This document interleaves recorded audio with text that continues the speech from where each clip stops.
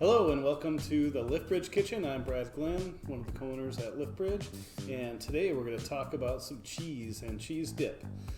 Everyone has beer cheese soup, right? Beer cheese soup is really good. One of the best things that goes with beer is cheese.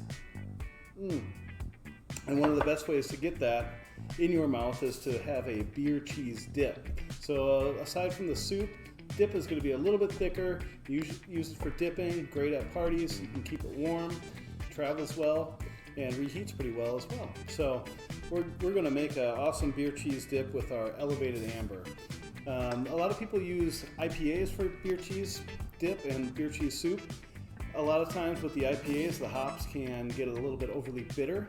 And so I really like using amber, which has a little bit more roasted malt character. You still get the beer flavor, you still get that roasted malt character, but you avoid some of the bitterness that can happen with IPAs. We're also going to use a couple of different cheeses, so it's good to have a different blend.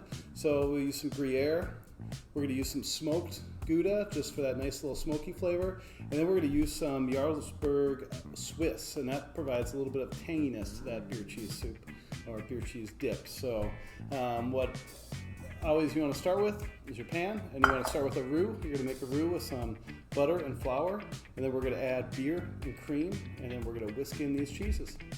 All right, so our cream and beer mixture is nice and thick.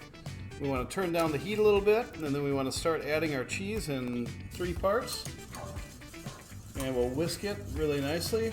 And at this point, you want to really turn the heat down so you're not overcooking the cheese. It still can break if you heat it up too much.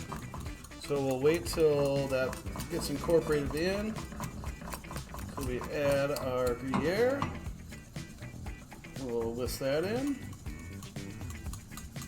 And we'll get the rest of our smoked gouda in here.